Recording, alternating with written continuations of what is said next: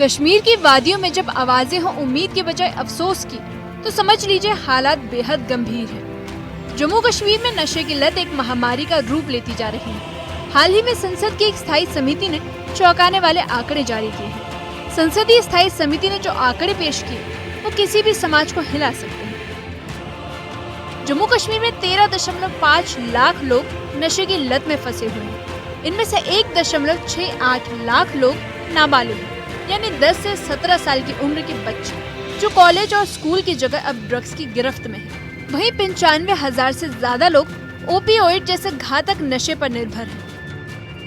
News 18 की team ने जब उन युवाओं से बात की जो कभी इस लत में डूब चुके थे, उन्होंने बताया कि शुरुआत महज फन या टाइम पास के लिए हुई थी, लेकिन कभी लत जिंदगी की सबसे बड़ी जंजीर बन गई, उन्हें खुद पता नहीं चला। तनाव, बेरोजगारी और रिश्तों की असफलता, इन वजहों ने उन्हें गलत कदम लेने पर मजबूर कर दिया।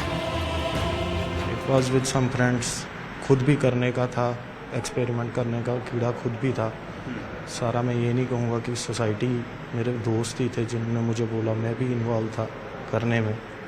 लेकिन धीरे धीरे फिर वो पहले तो वीकली होता था या मंथली, धीरे धीरे वो फिर डेली यूजेज में आ गया। मैं 1-2 साल में, विद इन 2-3 ईयर्स। पहला ड्रग ऑफ चॉइस मेरा वीड था, लेकिन वीड के बाद मैं धीरे धीरे सीढ़ियाँ चढ़ता गया। 5-6 ईयर्स हो गए नशा करते हुए। काफ़ी लाइफ में ऐसे ड्रॉप आउट हो गए। लाइफ चलेगी, मतलब करियर चला गया, स्टडी चले गई, घर वाले फैमिली से रिलेशन दूर हो गए, आसपास की सोसाइटी में उनकी नज़रों में हम गलत बन गए। और आजकल की सोसाइटी में एक एडिक्ट्स को ना एक गलत नज़र से देखते हैं। एक नज़र से हमें बीमारी लगी हुई है एक तरीके से। ये इतना भी हमारी मीडिया को इतना होना चाहिए कि नहीं यार, उनको बीमारी लगी है, उनका सपोर्ट करें। देन उनको ऐसे गलत बोल बोल के उनको फ्रस्ट्रेटेड हो जाते हैं। आधे तो बिना मतलब सोसाइटी की वजह से ही सोसाइटी गलत बोल के उनकी वजह से नशा करती है। मेरे कुछ फ्रेंड्स थे जो ऐसे थे, तो उसी कारण उनके साथ। कैसे शुरुआत हुई, किस एज से शुरुआत हुई? अभी आप 24 साल के हो, कब से लेना शुरू किया आपने? 19 साल का था जब, 19 साल से। तो 19 साल का जो बच्चा होता है, आपने पढ़ाई भी की है साथ साथ? जी। कहाँ तक पढ़े? 12th। तो कैसे दोस्तों ने आपके दोस्त पहले से लेते थे, क्या बोलते थे आपको? हाँ, मैं चंडीगढ़ गया था पढ़ने के लिए, तो उधर कुछ ऐसे दोस्त मिल गए, रूममेट से ही थे, तो बस उनके साथ ही इंजॉयमेंट ड्रिंक की, तो बस साथ में ड्रग्स लेना स्टार्ट कर दिया। कुछ ऐसे भी युवा हैं जो इस लत से बाहर निकलने की कोशिश कर रहे हैं, तो कुछ अभी भी उसी दलदल में फंसे हुए हैं। डॉक्टरों के मुताबिक पिछले कुछ सालों में ड्रग्स के इस्तेमाल में खतरनाक बढ़ोतरी हुई है। ये लत अब सिर्फ गरीब या बेरोजगार युवाओं तक सीमित नहीं है। उच्च शिक्षा प्राप्त, नौकरी करने वाले लोग, यहाँ तक कि महिलाएं भी इसकी गिरफ्त में हैं। नशा है वो एक ब्रेन डिजीज की कैटेगरी में आता है। जैसे हमारी शुगर बीमारी है या बीपी की बीमारी है जो एक लंबा अरसा लेती है ठीक होने में, उसी तरह से जो नशे की बीमारी है उसको भी एक लंबा अरसा लगता है ठीक होने में। हम यहाँ पे अपने पेशेंट को जो विलिंग है या जो अपनी इच्छा से यहाँ रहना चाहता है उसको यहाँ 1 महीने के लिए रखते हैं। उसमें हमारा कुछ आधा ट्रीटमेंट जो है वो मेडिसिन से होता है और बाकी जो साइकोलॉजिकल काउंसलिंग है उसके द्वारा हम इनको ट्रीट करते हैं।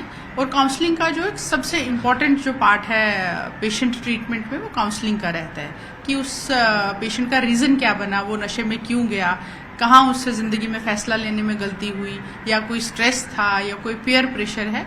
तो नशे को ट्रीट करने के लिए जब तक हमें उसका रीज़न नहीं पता चलेगा तो नशे को ट्रीट करना जो है थोड़ा मुश्किल है। जम्मू कश्मीर में ड्रग्स के खिलाफ लड़ाई सिर्फ सरकारी एजेंसियों तक सीमित नहीं रही। कई गैर सरकारी सामाजिक संस्थाएं भी इस जंग में अपनी अहम भूमिका निभा रही हैं। ऐसे में एक संस्था है जिसके अध्यक्ष जोरावर सिंह जम्वाल ने बताया कि सरकार की ओर से कोशिशें जरूर की जा रही हैं, लेकिन जमीनी हकीकत ये है कि अभी भी सिस्टम में कई लूप होल्स हैं जिनका फायदा उठाकर नशे का कारोबार चलाया जा रहा है। हमारी जो आने वाली यंगर जनरेशन है, नई पीढ़ी है, युवा पीढ़ी, उसको कैसे टारगेट करें, बिना हथियारों के कैसे उनकी जिंदगियां तबाह करें। तो मुझे लगता है बहुत बड़ा षड्यंत्र पाकिस्तान की ISI द्वारा रचा हुआ था। और इसमें अगर हम आज के वक्त की बात करें, आंकड़ों की बात करें, तो बड़े स्टार्टलिंग आंकड़े हैं। बड़े अफसोस से कहना पड़ता है, अगर एक तरफ हम जम्मू कश्मीर पुलिस प्रशासन अगर कहती है कि हम पढ़ते भी हैं कि आए दिन वो कोई ना कोई धरपकड़ लगी रहती है, लेकिन वो धरपकड़ स्मॉल पेडलर्स के ऊपर हो रही है। हमारा ये मानना है कि जब तक बड़े बड़े ड्रग लॉर्ड्स, ये बड़े मगरमच्छ और बड़ी मछलियां जब तक एक्सपोज नहीं होंगी, तो यहाँ जम्मू कश्मीर से या पूरे देश से इसको इतनी आसानी से हम ड्रग मिनेंस को ख़त्म नहीं कर पाएंगे। जम्मू कश्मीर में नशे की बढ़ती लत अब सिर्फ सामाजिक नहीं बल्कि आर्थिक संकट का रूप ले रही है।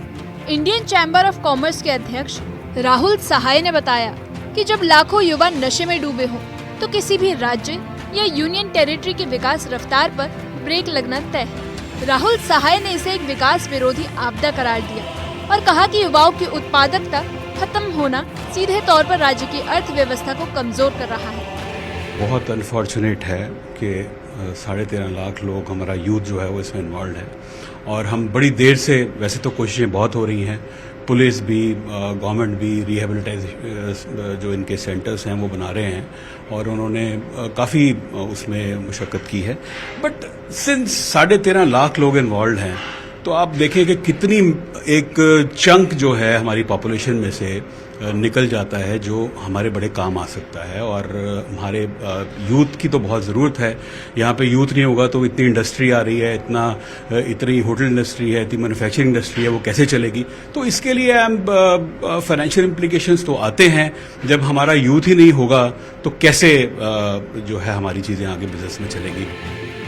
जम्मू कश्मीर में नशे के बढ़ते कारोबार के खिलाफ एंटी नारकोटिक्स टास्क फोर्स 2020 से लगातार सक्रिय है। ANTF के SSP मोहम्मद अनवर ने बताया कि नशे की इस आपदा के पीछे सबसे बड़ा कारण जम्मू कश्मीर की भौगोलिक स्थिति है। एक और पाकिस्तान, दूसरी ओर चीन और अफगानिस्तान। इन सीमाओं के जरिए ड्रग्स की खेप लगातार घाटी में पहुंच रही है। उन्होंने कहा कि पाकिस्तान की कोशिश है कि नारकोटिक टेररिज्म के जरिए कश्मीर की युवा नस्ल को बर्बाद किया जाए। तस्कर कभी एक रूट का इस्तेमाल नहीं करते, इसलिए ट्रैक करना मुश्किल हो जाता है। साथ ही उन्होंने जानकारी दी कि एंटी नारकोटिक्स टास्क फोर्स ने करोड़ों की ड्रग्स की खेप जब्त की, लेकिन समस्या का अंत नहीं हो पाया। J&K में मोर देन 13 लाख लोग जो हैं ये इस एडिक्शन में इन्वॉल्व हो गए और ये बहुत बड़ी तादाद है। ये अराउंड 8 to 10% ऑफ पॉपुलेशन हो जाता है।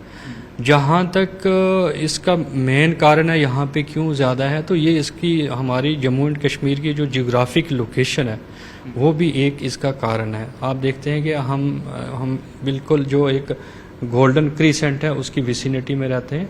हमारा बॉर्डर जो है वो पाकिस्तान, अफगानिस्तान और नेक्स्ट ईरान आता है क्रीसेंट में, तो उनके बिल्कुल नज़दीक है। और हमारा जो बॉर्डर है IB और LOC उसकी लेंथ भी काफ़ी है, 800-900 किलोमीटर है। तो वो बहुत सारा पोरस वहाँ पे रहता है एरिया, तो वहाँ से भी ये अक्रॉस से जो है यहाँ पे ड्रग्स जो है वो पुश की जा रही है। सबसे डरावनी बात यह है कि अब ड्रग्स स्कूलों तक पहुँच चुका है। 10 से 17 साल के बच्चे नशे में पड़ रहे हैं। व्हाइटनर, सिरप, टैबलेट, इन चीजों से शुरू होकर ये लत खतरनाक पाउडर और इंजेक्शन तक पहुंच गई है। टीचर्स और अभिभावकों को जागरूक होने की जरूरत है। ऐसे में चाहिए कि समय समय पर स्कूलों में काउंसलिंग करवाई जाए। बच्चों की बातें, उनका व्यवहार, दोस्त, हर चीज पर खासा ध्यान दिया जाए। लेकिन इन तमाम कोशिशों के बावजूद जम्मू कश्मीर में नशे के उपयोगकर्ताओं की संख्या जिस तेजी से बढ़ रही है वो बेहद चिंताजनक है। जम्मू कश्मीर की जमीन पर फैला ये जहर सिर्फ कुछ लोगों का नहीं बल्कि पूरे समाज का संकट है। सरकार, प्रशासन, पुलिस, डॉक्टर, समाज सेवी संस्थान, हर कोई अपनी कोशिश कर रहा है। लेकिन जब तक समाज का हर वर्ग, हर परिवार, हर स्कूल और हर मोहल्ला इस जंग में भागीदार नहीं बनेगा, तब तक ये लड़ाई अधूरी रहेगी। न्यूज़ 18 के लिए जम्मू से राजन वैद की रिपोर्ट।